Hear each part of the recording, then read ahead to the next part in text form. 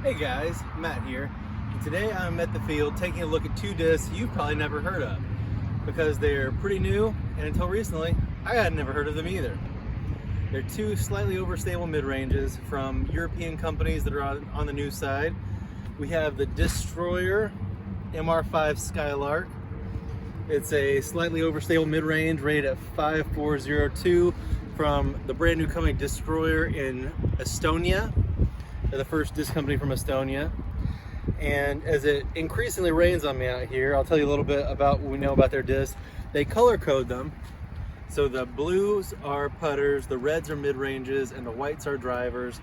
And if it's got a star, it's overstable. If it's got a circle, it's stable, straight stable. And they don't have any that are understable by their metrics yet, but when they do, they're supposed to have a plus in the center. Not all their discs have the stamp that way, but that is their theory. The other disc I'm taking a look at is the Code X from Launch Disc Golf. If you saw my video on their fairway driver, the Cypher, this is the same company. And this is their second mid-range. They have one that's just the Code. And this one is supposed to be the slightly more overstable version of that. It's in their Omega plastic, which feels a lot like a BT medium, pro-ish type plastic. And it's a little faster. It's 5.5, 303 are the ratings on this one. And it feels a lot like a flatter edge version of a Prodigy M1. So I'm thinking it's gonna be a little bit more overstable than this one. This one is interesting. If you check out the profile, it's kind of a wedge wing like a Anubis or the old Coyote, maybe even a little bit like a King Cobra, but the parting line's a bit higher. So it should be not overstable, but pretty nicely straight stable with a decent finish, I think. And this one is a really scooped out bottom edge like an M1 or even a Yikun Yao with a pretty high parting line and just a little bit of shoulder and flat top. So I'm thinking this one's gonna be like straight to fade, almost overstable.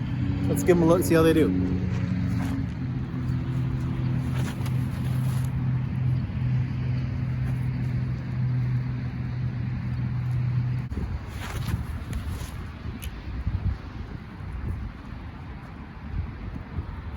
All right, so the little freak rainstorm is over. Dried them off, but they feel pretty good in the wet, actually. The soft plastic of the Skylark feels a lot like G-Star, maybe just a little bit stiffer, but not much, it's pretty flexy. And the grippy, like BT medium base plastic of the Codex is just pretty nice in the wet as well. So on the stock hyzer, the Codex went 275 and the Skylark was right at 300. I'm gonna try to throw them a little bit flatter and see if we can't get a little more distance out of them.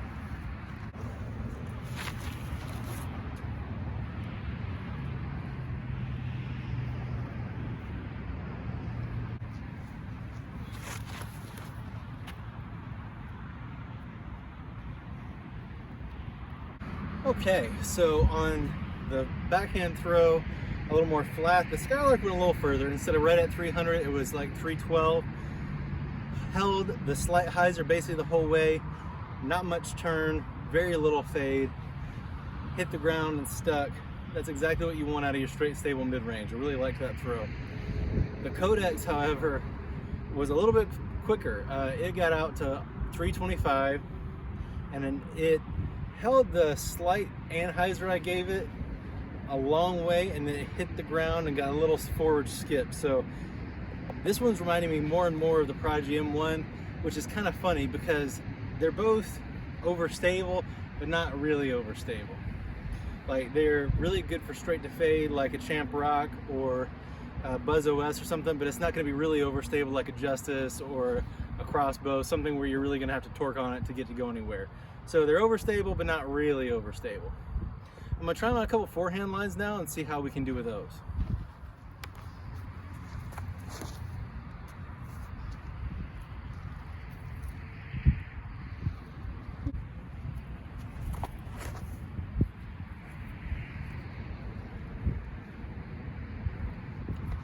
Okay, so surprisingly, both of these guys did really great on a straight forehand line.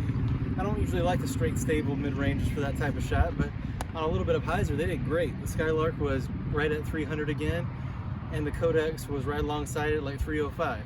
Both really good throws. And I liked how the Skylark held the hyzer basically the whole way, and then just had a nice mellow forward fade. the more I throw it, it's kind of like if they had a warship OS. It feels a little bit like a blunter warship, and the feel and the flight's very similar, but it's not quite as temperamental. Really liking this one so far, but I like this one too. They're more different than I thought they would be initially, especially based on the numbers. I'm going to try a forehand that's a little flatter and see what type of distance they're capable of forehand, and probably round it up.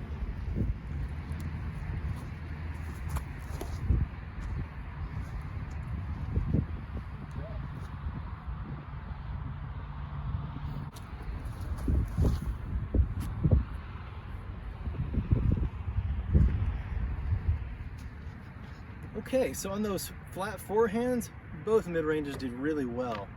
The Skylark's got some sort of Northern European fairy magic where no matter what line I seem to put it on, it just keeps going straight.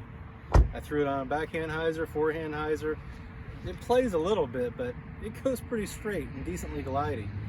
It went 335 on a mid-speed flat forehand, which is exactly what I would want out of this type of a disc.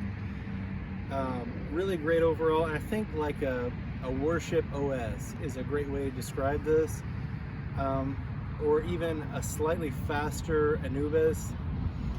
It's a really straight disc. It'll hold a lot of lines.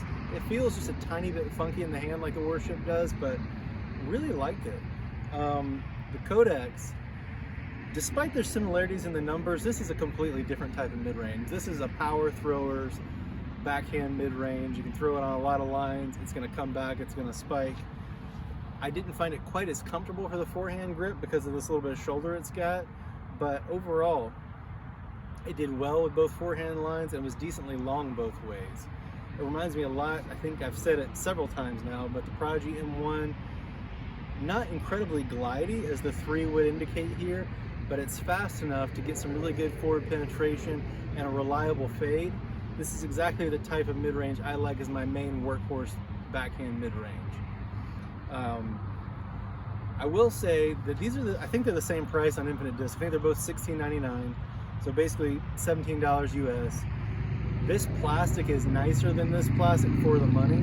This is like a G-Star Flexi type plastic, but like in between Star and G-Star. Kind of reminds me of some of the softer fusion runs you see from Dynamic Disc or Latitude 64's Gold Line. And this is like a BT Medium Stiff Pro. This plastic in most US discs would be like $11 instead of $17. So overall, I think value for money, the Skylark's probably a little better, but this is the type of mid-range I really enjoy throwing on my backhand shots. So both great discs, both a little different. You could bag them both. This one for straight shots and manipulating it a little bit side to side more, and this one for just powering those hyzers hard, flat, and straight, and getting your nice skip at the end. I like them both a lot. Check them out. Infinite Disc has got a little bit of stock of both right now. They just actually got some new Disctroyer discs that have tattoo style stamps on them instead of the RAF logo looking ones here. So check that out, and you gotta see the art on the codecs. I don't know how well I showed that. It's got the really cool multicolor, full color stamp with the circuits and everything, and it's got the binary code. I don't know what that says. I tried to put it into a binary translator and didn't really spit out anything, but I gotta say, both these companies are doing some cool things. I've liked both discs I've tried from launch, and their full color stamps, even on base plastic, are kind of what sets them apart from a lot of people aesthetically. Thanks for watching. Have a good night.